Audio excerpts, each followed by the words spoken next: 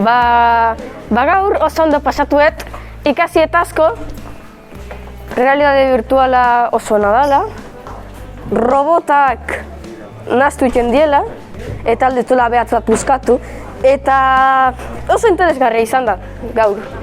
Nik ikasi dut, adibidez, teknologia aurreratzen doiala, eta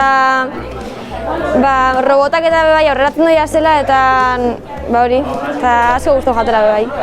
Nire behi guztoko jaten, nixo dut igual beste lanbide batzuk, baina robotika eta nire asko gustatzen jata adibidez, eta bai ingo nekoe. Gure inguru ezberdinak ikusteko aprobetxatu dugu eta gure teknologia ezberdinak, ez? Ikastetxean pixkanaka teknologi berria txertatzen ari da eta horietako batzuk ikusi ditugu. 3D inprimagailuekin hasi geha eta gero robotak tailerran barruan ze eragin dakaten eta robot kolaboratiboak eta pixkat erakutsi pertsonekin hartu emanean nola lan egiten duten.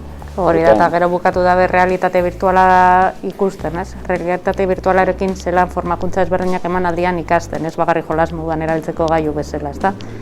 Eta, orokorrian hori izan da pixkate. Teknologia aurreratuekin guk gure instalakuntzetan dauzkagun baliabide ezberdinak ezagutzen.